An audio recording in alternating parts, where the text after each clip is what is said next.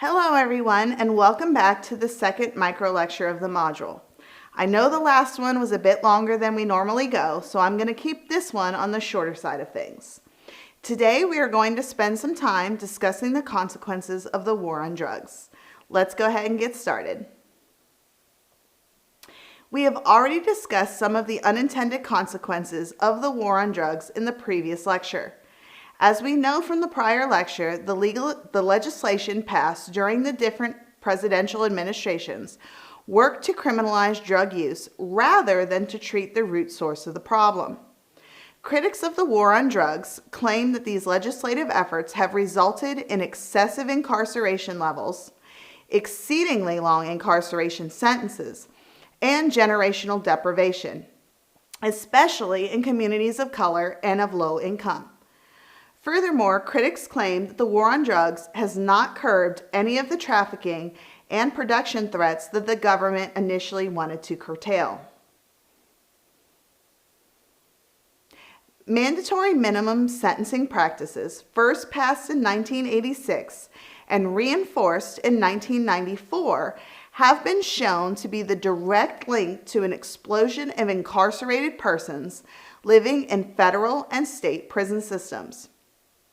According to a review of federal and state incarceration data by the Associated Press reveals that between 1975 and 2019, the U.S. prison population jumped from roughly 240,000 to 1.43 million Americans.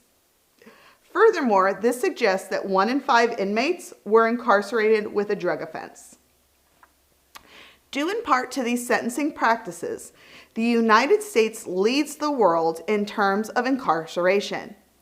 Although we have less than 5% of the world's population, the U.S. houses more than 25% of the world's incarcerated persons.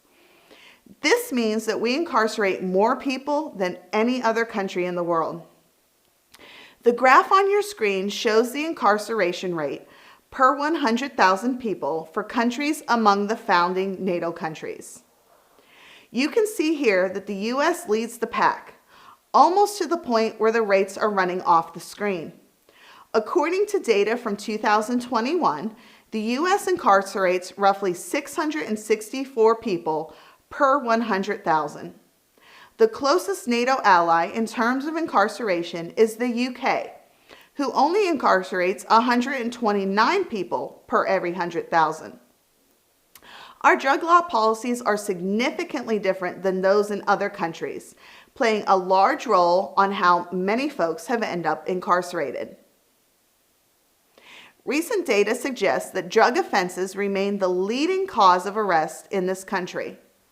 Over 1.1 million drug arrests were made in 2020, with the largest bulk of those arrests made for possession alone.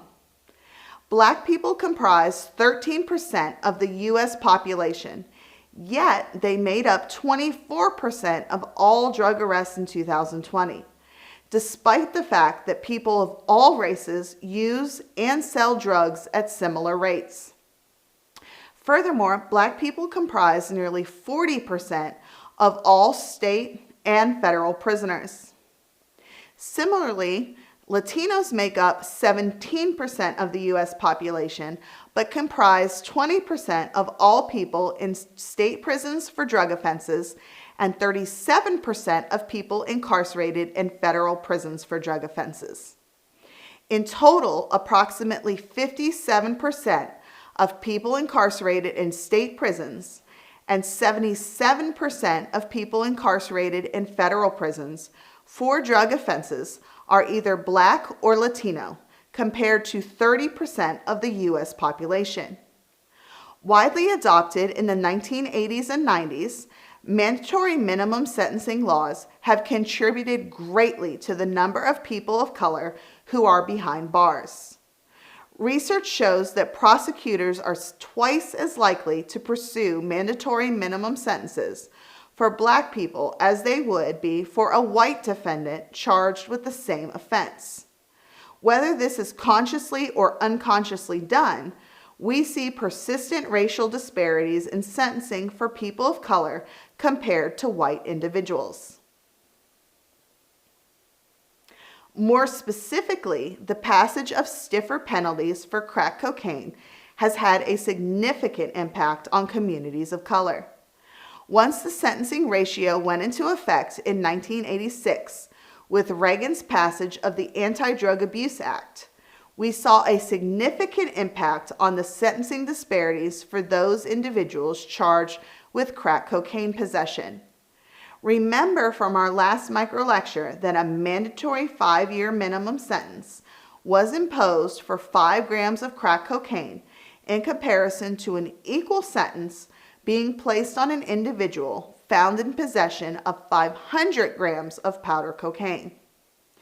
In the aftermath of this legislation, Black incarceration rates in America exploded from 600 per 100,000 people in 1970 to 1,808 in 2000.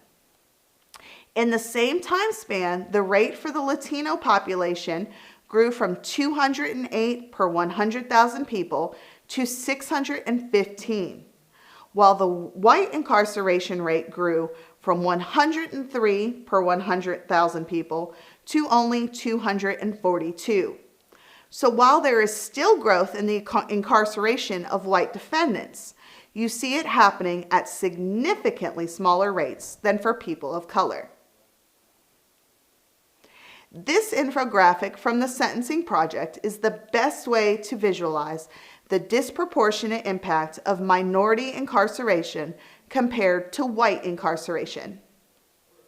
In America, the best chance you will have in terms of sentencing is to be a white woman.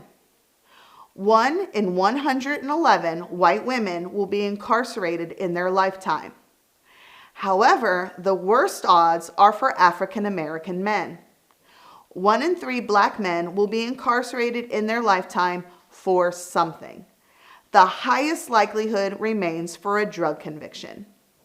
This visual really puts it into perspective of how often Black incarceration happens, despite similar crime rates across all races. Although mandatory minimum sentencing plays a huge role in these sentencing disparities, research suggests that minority defendants are more likely to plead guilty than white defendants, are more likely to have a public defender than white defendants, and are significantly less likely to be released on bond compared to white defendants. Furthermore, once incarcerated, minority inmates serve more of their sentences than white defendants and are often sentenced to longer prison sentences than white inmates. So almost at every single avenue, the deck is stacked against them.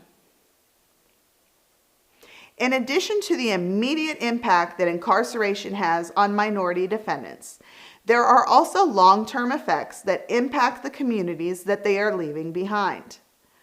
One of the most widely discussed topics in criminal justice literature, as it applies to the effects of the war on drugs, is the generational impacts of Black incarceration. With many Black men being incarcerated, families are losing fathers, sons, brothers, uncles, and friends for years on years. I know what you're probably thinking. If you don't want to go to prison, then don't commit the crime in the first place. But the reality is, with the differential treatment of Black and minority individuals, there are broader impacts than just the incarceration alone. When these men leave their families behind, we see increases in single-parent, female-led households, particularly in low-income neighborhoods. Research shows that when families are disrupted in these neighborhoods, the children left behind are less likely to graduate high school and are significantly more likely to be incarcerated themselves, especially if the child is male. Nearly half of all young adults aged 18 to 49 have an immediate family member, meaning a parent, a child, a sibling, a current romantic partner, or anyone whom the respondent may have had a child with. They know somebody who has been imprisoned. Family member incarceration is even more pervasive for African American families, impacting far more than 60% of adults under the age of 50. With these families, research suggests that incarcerated men marry at extremely low rates, and divorce is more common among current and formerly incarcerated men. Incarcerated fathers are less involved in their families than ever before during and after their incarceration. Mothers are also more likely to engage in harsh parenting and experience depression when the fathers are incarcerated. The loss of income by incarceration exacerbates economic hardship for the families as well. Because men often struggle to find employment post-incarceration, these economic hardships can be long-lasting and generational in effect. For the children specifically, they are more likely to struggle with behavioral and mental health problems when their fathers are incarcerated. Additionally, they face stigmatization from the neighborhood and school environments for being known as the child of an incarcerated parent. With these elements present, research suggests that these children are more likely to face hardship and trauma as a result of the incarceration. Their options are more limited, and with those limitations in place, they might seek criminal opportunities as their only perceived opportunity for advancement in life. The war on drugs has had a lasting impact on the lives of many through the increased use of incarceration to treat the drug problem, rather than through a health treatment approach. For millions, the war on drugs has been an abject failure of its original goals of limiting drug availability and disrupting the cartels and other drug suppliers. Instead, it has targeted the users and those convicted of low levels of possession.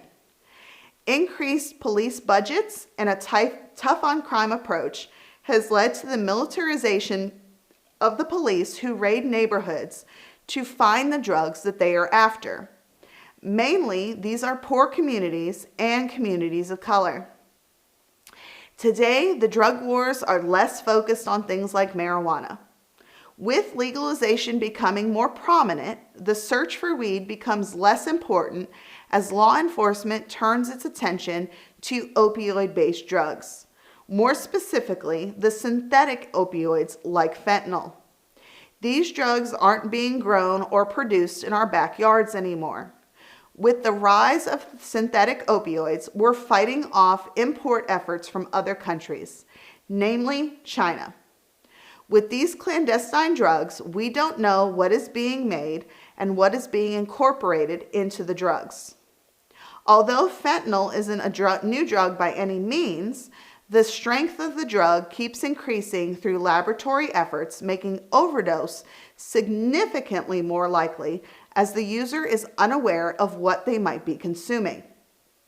This will be the focus of our next module, where we will explore the opioid crisis and how the future of the drug war will be focused on these synthetic drugs. In this micro lecture, we spent a short amount of time focusing on the impacts of the war on drug in the communities most impacted by the legislative efforts to curtail drug use and sales. This was by no means a thorough investigation, and I would encourage you to spend more time learning about the broader impacts of these efforts.